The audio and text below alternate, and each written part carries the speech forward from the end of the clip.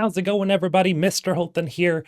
Today we got a big one. We have a huge update for Baldur's Gate 3 that just launched. It's around 16 gigabytes, so it's absolutely huge.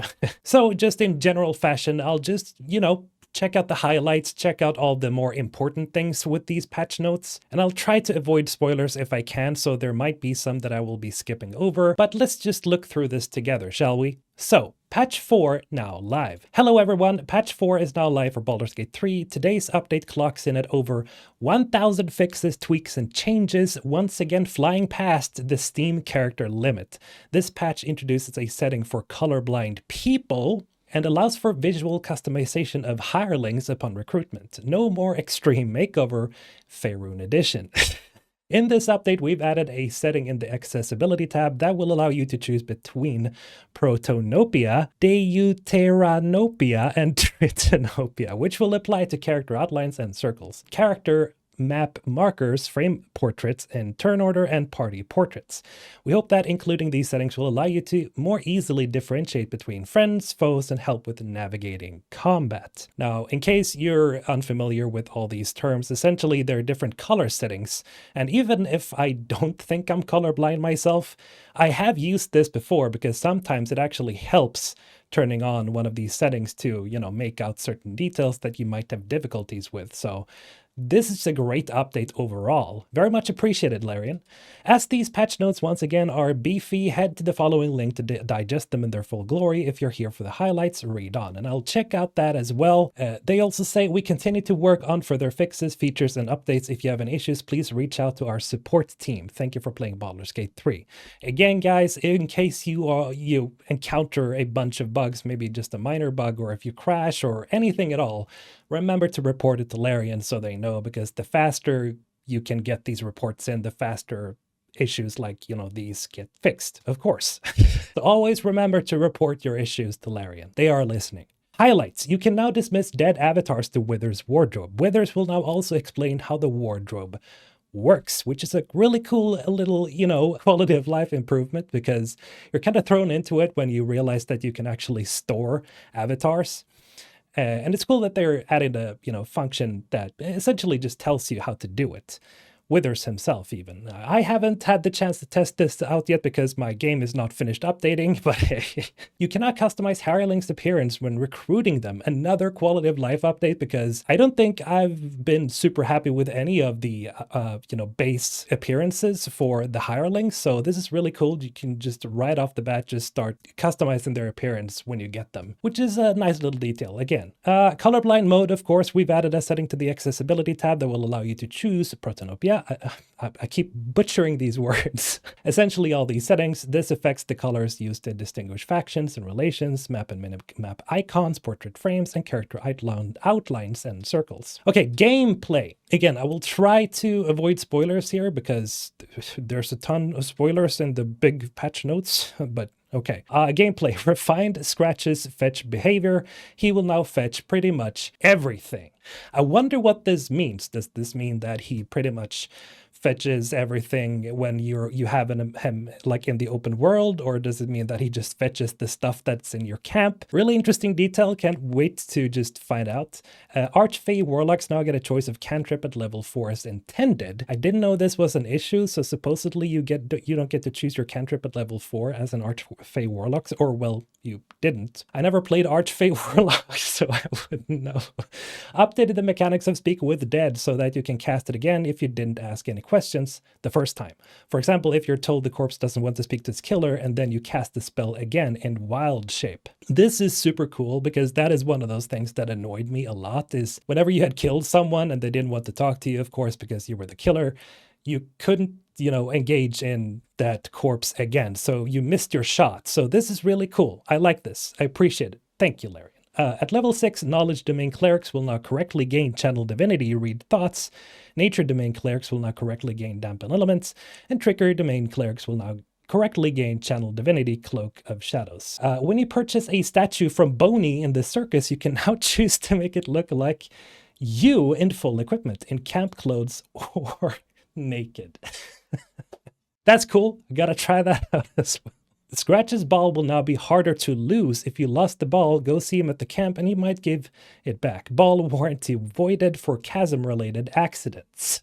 Added a controller option so that if you want, you can have the end turn button require a hold instead of a tap. Fixed the enemy of justice condition, sometimes applying when it shouldn't. Fixed an issue where assaulting someone while invisible would still cause a guard to spot you and start dialogue with you if there was a civilian nearby. I think I've encountered that issue once or twice. Halsin will no longer spontaneously decide it'd be fun to turn into a bear before he talks to you in Act 1. Well, that's good. This never happened to me though, but you know, I can understand that it's a little bit immersion breaking for some. Added more autosaves in the Shadow Cursed lands and to several Worms Crossing and lower city locations, including the Steel Watch, Foundry, Iron Throne, and Rivington. This one I really, really like because that is one thing that just I kept thinking about is, you know, when you're really immersed in Baldur's Gate, there's a tendency to forget that you should essentially quick save essentially just as often as possible. Even as on normal difficulty, I've died many times and I've wondered, like, why did I start all the way over here? There should be more autosaves so I don't have to think about it all the time. And I'm glad this happened. Now, I haven't reported this as a bug myself or anything. This is just another quality of life update. I really like this. That is essentially the most important parts, I think, especially the Shadow Cursed lands. When you get there, the difficulty for the game really starts ramping up. So this is nice. Thank you, Larian. Licking the hunk of spider meat in the gauntlet of Shar might make you sick. You should have listened to Gale. Now, maybe some people are going to be confused here because they haven't gotten to that part yet, but it's not really a huge spoiler. But yeah, that was something that you didn't get sick of from doing. So now it makes sense. Cool. You can now read the recipe for the Emperor's favorite soup. You can now use sponges and soaps to clean up your party members, removing grime, bruises, blood, and bad odors. This one, I know people have been asking for a long time because essentially after every combat situation, every battle you've been in, your character is always so covered in blood and guts. And you're like, oh, you're talking to a vendor like it's nothing, right? You know, it doesn't ruin immersion or anything, but it makes it a little silly whenever that happens, which can be charming, but I much prefer a functionality where you can actually wash yourself off, sort of like with Cyberpunk 2077, where V can take a shower and just get all the blood and grime off of her or him. So this is cool. I like it. Thank you, Laren. This is one of those things that I know people have been asking for some time. Now, combat, I'm going to skip over the first one. But fixed an inconsistent issue where enemies wouldn't do anything during combat except dash and move. That has happened to me many times. Hopefully, I won't see them just do that anymore. Fix some NPCs being able to shoot through floors and ceilings. They've said they'll play fair, thank God. Now, I'm not going to say exactly what NPCs these are, but there is a portion of the game where, you know, I didn't really handle the issue as easily as you can, and I chose the hard way. And because I did it the hard way, I fought against NPCs that shot through the fucking floor, and I got so pissed. And this is nice because I've always like had nightmares about going through that entire part again in the games. I've been like, yeah, I'm just gonna solve this the easy way. Now I can actually solve it the violent way again. That's cool. Well, the more violent way, I guess. Then it says art tweak the color of the potion of mind reading to distinguish it from potion of healing. Another cool little quality of life update. Animation added some new idle animations and behaviors for Minthara, Halston, Shadowheart, and Lae'zel at camp. Ooh, Karlach will now feel more alive while idle in the camp rather than just standing there doing nothing. Wonder what that means. Is she like doing stuff like cooking and, you know, stuff like that? Does that mean that we have stuff like that for the other ones as well, which it says up here? This is very interesting. Now, again, I just like Karlach's idle animation. She just stands around, you know, doing this little dance every now and then, starts dancing. I like it nonetheless. Not that I really needed something, but this is cool, you know, that they do more stuff in camp. Immersion.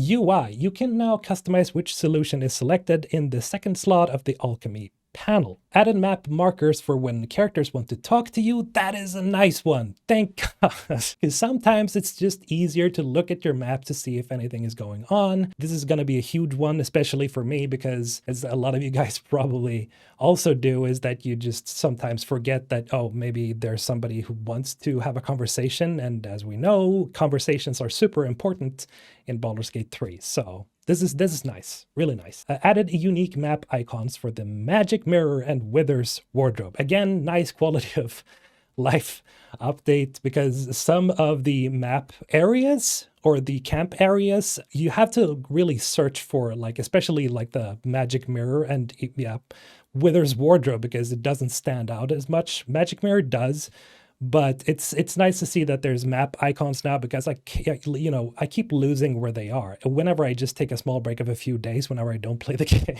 Improve the skills section of the character sheet, added icons for the individual skills, added stars to indicate proficiency and expertise in certain skills, and improved the skill tooltips. Nice! Combat rounds are now displayed under separate headings in the combat log, so it's easier to distinguish when things happened. This update really feels like one of those updates that make Baldur's Gate 3 easier to comprehend, I guess, and understand. I really like that a lot. Now, here is the full patch notes, but as I mentioned, I'm going to try to avoid any spoilers here. But I do think it's very important to go through the crashes, because I know that there's a lot of you that have written to me, that have written in my comments, on Twitter even, that you've been through a lot of crashes. You haven't been able to proceed through the game like you should. So let's check out these crash fixes, right, and see what they've actually fixed this time.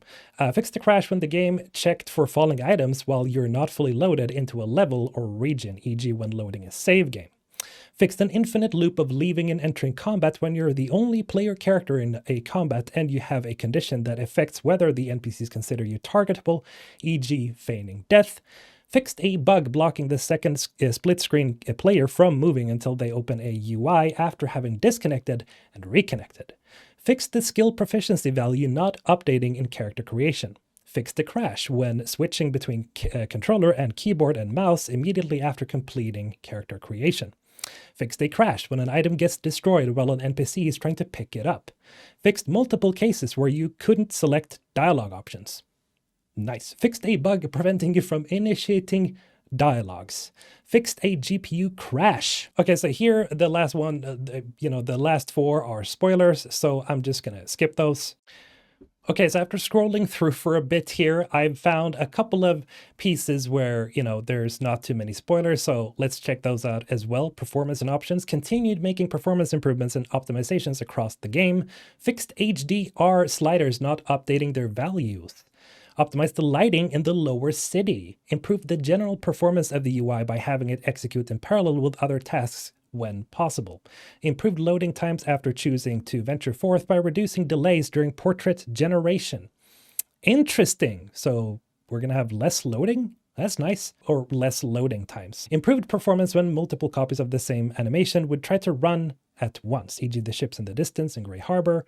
Improved performance in areas with crowds. Now, that is especially important when it comes to Baldur's Gate, because there's so many crowds. Like, there's so many people in Baldur's Gate. And if you haven't played the game yet, you're going to notice when you get there that the game is going to slow down for a bit. How much depends on your setup, of course, if you're playing on PC, but that's good to see. And now, if you want to see all the fixes and changes, you can read the patch notes yourselves. But a big warning here, it's huge, it's massive. Like, let me just do this.